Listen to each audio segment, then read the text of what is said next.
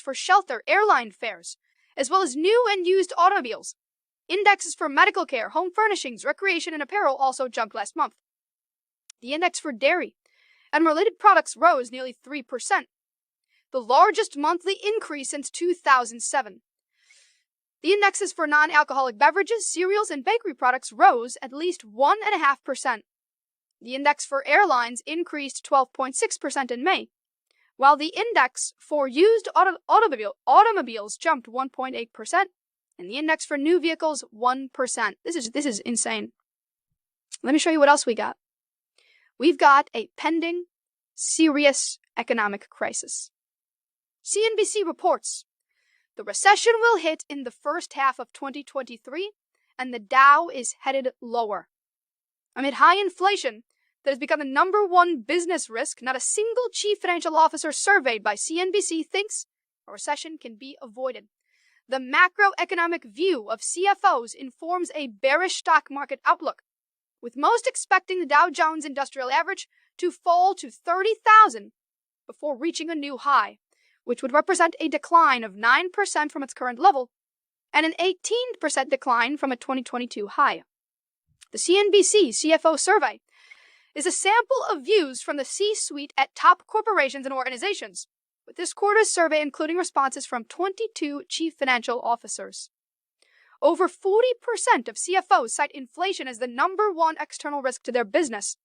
And going deeper into the results from the Q2 survey, the links between geopolitics and food and energy prices and inflation are clear from the C-suite ranking of the external factors that are weighing on their current outlook. Almost 1/4 of CFOs cite Federal Reserve policy as the biggest risk factor. And as the Biden admin struggles for ways to increase oil supply and Russian ships sail with seized Ukrainian wheat amid concerns about a severe global food insecurity crisis, additional CFOs cited supply chain disruptions and the Russia-Ukraine war specifically as their #1 business risk. Well, this means something interesting is coming. If the Dow Jones falters, if the economy takes a hit in 2023, I wonder, who is going to take the blame? We are going to be dealing with if Democrats do get wiped out in November, Washington Post says it'll be a good thing for them because it'll help them retain the White House. Perhaps. I don't think so, but I don't know for sure. I can't predict the future. If Republicans do sweep, are they going to be able to pass any bills?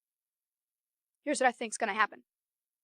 Democrats right now are taking the blame for all of this. I mean, they've got everything, right? They've got the House, they've got the Senate, they've got the presidency, so they can pass through whatever they want. Minus the filibuster. Let's say Republicans win. They make some proposals. Here's a bill about what we've got to do to fix things. I'll tell you what's going to happen. Joe Biden will say, no, thank you. They'll go to his desk and he'll kick him back and say, we're not doing it. If he does, then Republicans are going to come out. And I think, honestly, no matter what happens, Republicans will come out and be like, Joe Biden is obstructing us and we're trying to help you. The Democrats screwed you over. They burned the economy to the ground. We are here and we can't get it done unless we get a new president. So, will the American people believe it? I think the answer is yes. I think we have seen what 2018-2020 Democratic congressional leadership means. They're going to impeach Trump. They're not going to fight for kitchen table issues. So when the Republicans get in, we'll see what they do. Now, I want to see impeachment of Joe Biden. I want to see investigations. And perhaps that could be the pitfall for Republicans. Now, as much as I want those things to happen, I can recognize regular Americans, moderates, are going to look at this and say, I don't care. Just get gas prices back down. So, if Republicans do spend too much time on those issues, it could hurt them. They've got to play it strategically. The activist wing of the Republican Party is saying we want justice. Rightly so. The moderate wing of the Republican Party is saying, I don't know a whole lot about that. All I know is I can't afford to live. Something needs to be done. Republicans would be wise to heed that and stay away from a lot of the stupid culture war issues Democrats fell right into and just straight up say it. We've got to focus on kitchen table issues. Now, investigations can happen, don't get me wrong. The media will lose their mind over it, sure. But if Republicans can refrain from falling into any pit traps and make sure they are trying to take care of the economic issues, then come 2024, when a DeSantis or Trump wins, then you get to clean house, fire the corrupt, clear the swamp out, drain the swamp, launch those investigations, and go after people like Joe Biden with these investigations. But we'll see.